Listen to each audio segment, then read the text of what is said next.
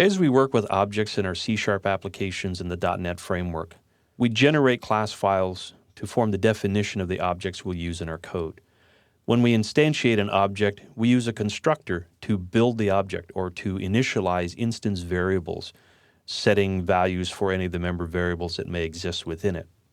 We also have the opportunity to create something called a destructor, which is used to tear down our object. So a destructor is the opposite of a constructor.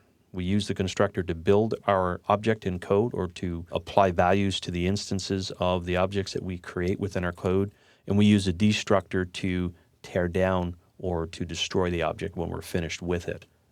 Destructors cannot be used with structs. So although structs and classes are similar in C# within the .NET framework, only classes actually use destructors because classes are reference types and structs are value types. Each class can have only one destructor, so you're not going to have multiple destructors existing within a single class. They cannot be overloaded or inherited by subclasses, and they take no modifiers and they take no parameters at all. Let's take a look at what a destructor looks like. So here's an example of a class called dog, and we have one constructor called public dog. Notice the public modifier is there for the constructor. And then within the curly braces, we would have our initialization statements that would assign values to our member variables within the class itself. Now the destructor uses the same name as the class, but we put a tilde symbol in front of the dog. There is no modifier, so there's no public, there's no private, there's nothing in front of it, and there are no parameters within the parentheses for the destructor. Instead, what you would do is within the curly braces, you would write cleanup statements that would allow you to tear down or finalize resources that your object may have been using within code. So how it works is essentially we create a destructor in our class, but you don't call it.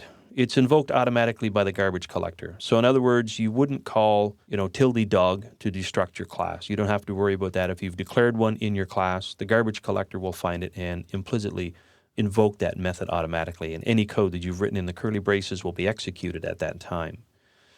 Only if it's present will your destructor implicitly call the finalize method if you have written one in that class itself. Again, it's not commonly required. When we take a look at how we manage resources within a .NET application, let the garbage collector manage those resources for you.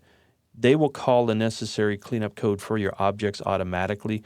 This is getting into areas where, as a new beginner C# programmer, you don't have to worry about specifically. Another reason why I'm not showing you code samples here, because we don't have to kind of muddy the waters, if you will, a little bit about creating destructors within your classes and calling finalize methods. It's not necessary to do those in your simplest applications or what you'll be writing currently. Only when you start getting into more complex applications and dealing with unmanaged resources should you focus on destructors, finalized methods in dealing with these types of memory management.